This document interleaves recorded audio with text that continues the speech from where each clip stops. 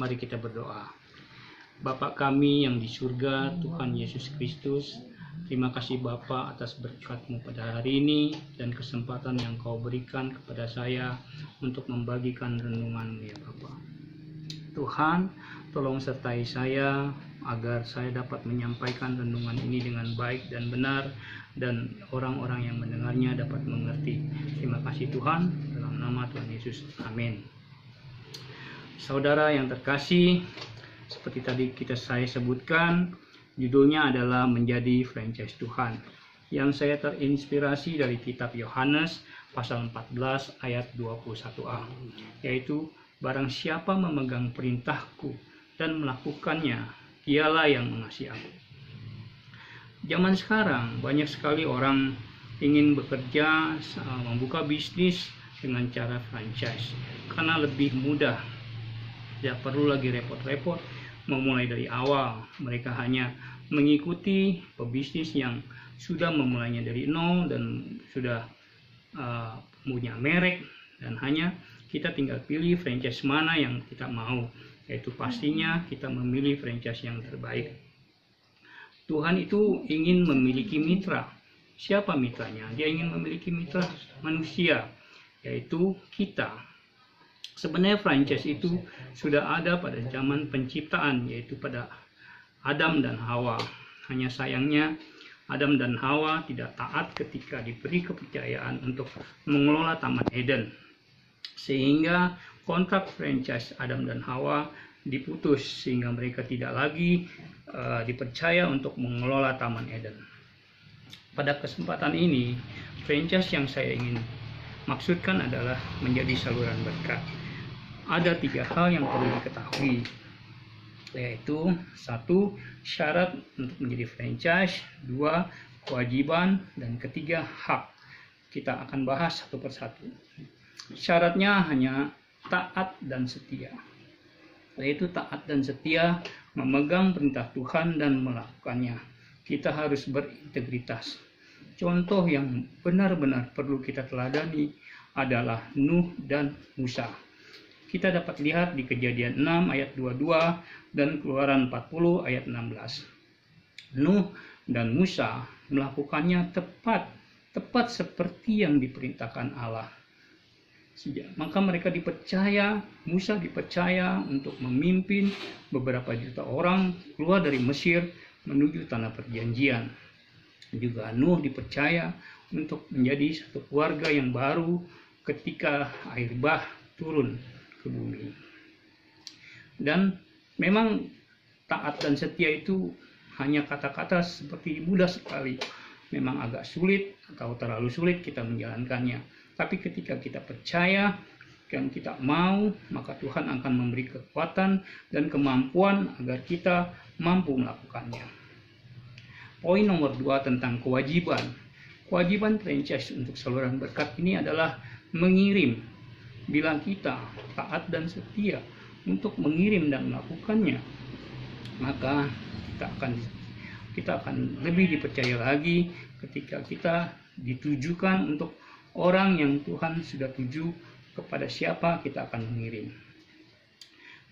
Pada saat kita mengirim, kita tidak perlu mempertimbangkan kepada siapa, di mana, dan apapun juga itu, karena itu adalah hak prerogatif Tuhan. Seperti contoh yang kita lihat dari Nuh.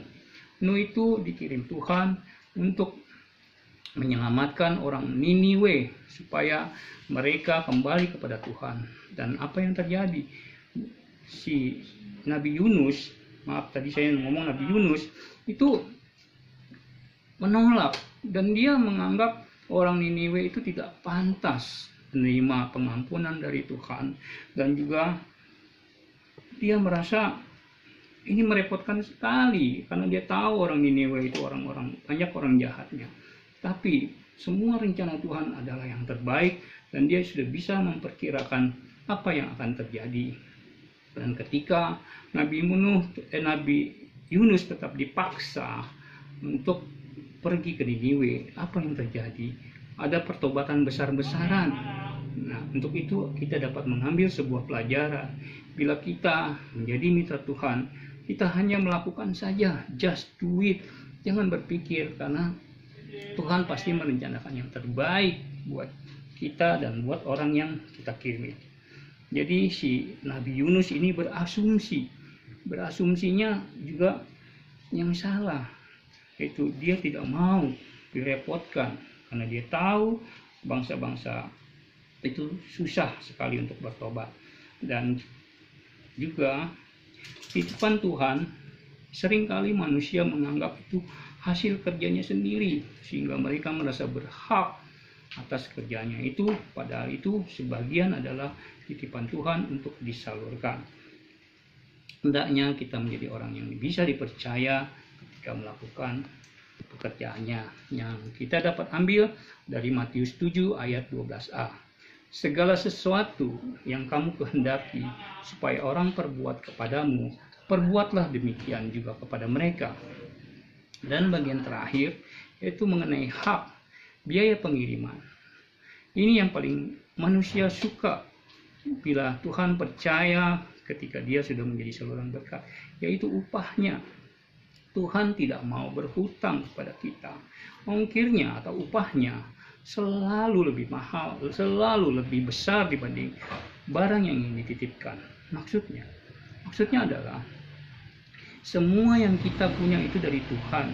Coba sebutkan satu saja. Apa yang kita punya? Hidup kita, harta kita, pandaian kita. Semua itu dari Tuhan. Kita tuh nothing. Jadi upah atau ongkir yang itu adalah hidup kita dan apa yang kita punya. Jadi betapa menguntungkannya bila kita dijadikan mitra franchise oleh Tuhan. Contoh Alkitab. Di Alkitab kita dapat lihat dari Saul ketika disuruh Tuhan berperang dengan bangsa Amalek, dan dia disuruh Tuhan untuk memusnahkan semuanya, entah orang-orangnya, entah ternaknya, atau apapun juga. Tapi Saul melanggar perintah Tuhan. Dia mengambil ternak-ternaknya, tidak dibunuh, dan juga Raja Agagnya tidak dibunuh juga. Maka marahlah Tuhan. Begitu juga Nabi Samuel. Dan ada kesalahan yang kedua dari Saul, yaitu ketika dia tidak sabar menunggu Samuel, karena penduduknya mendesak untuk mengadakan korban bakaran. Dia menjadi imam, padahal Tuhan menyuruh dia untuk menjadi raja, bukan menjadi imam. Maka sejak itulah Tuhan sudah undur darinya, tidak menyertai dia lagi. Dan contoh kedua yang dapat kita menjadi teladan, yaitu Daud. Daud itu benar-benar baik sekali. Ketika di dalam gua, dia tidak sengaja ada Saul yang hendak buang air hajat. Perantaranya membisikkan kepadanya, inilah waktu yang tepat membunuhnya. Tapi apa yang dikatakan Daud? Aku tidak akan menyentuh orang yang diurapi Tuhan. Betapa dahsyatnya. Secara akal sehat, secara akal manusia, kita pasti akan membunuhnya. Karena selama 13 tahun Daud dikejar-kejar oleh Saul. Kapan lagi? Dan Tuhan ini senang bila mempunyai mitra Daud. Salah satunya adalah ketika dia diperingati oleh Nabi Nathan, kamu bersalah, kamu berdosa mengambil istri Uria orang Het itu, Bathsheba itu. Kamu salah. Apa yang dilakukan Daud? Bila kita menjadi raja, ada yang menegur kita, pasti kita marah dan malu. Kemungkinan besar, yang terbesar adalah kita membunuh orang yang menegur kita. Tapi Daud menerima, dia bertobat, dan dia mau berubah. Itulah contoh-contoh yang perlu kita tiru dan yang perlu tidak kita tiru. Dan terakhir adalah tips untuk penerima titipan, penerima berkat. Hendaknya yang menerima itu jangan terlalu berharap, karena rancangan Tuhan sudah diatur oleh Tuhan, dan waktu Tuhan adalah waktu yang terbaik untuk kita. Hal ini untuk berguna bagi kita untuk mendidik kemandirian kita, dan agar kita menjadi lebih sempurna, agar kita menjadi lebih dewasa, supaya kita lebih mengutamakan kewajiban dibanding hak, seperti Matius 25 ayat 29, setiap orang yang mempunyai kepadanya akan diberi sehingga ia berkelimpahan, tetapi siapa yang tidak mempunyai, apapun juga akan diambil daripadanya. Akhir kata, jadilah mitra yang taat, setia, dan juga bisa dipercaya oleh Tuhan. Terima kasih, God bless you. Mari kita berdoa untuk doa penutup. Tuhan, terima kasih atas penyertaan-Mu, penyampaian ini Tuhan. Biarlah kami mengerti dan menjadi mitra-Mu yang taat dan setia di hari kedepannya dan juga dapat dipercaya. Terima kasih Bapa, dalam nama Tuhan Yesus. Amin. Udah Pak? Sehat. Ya, terima kasih. Ya, terima kasih Pak. Saya live atau ya? Saya live ya Pak ya? Yo, oke, thank you, yo, makasih Pak, yo, sama-sama, yo, makasih Pak, yo, makasih.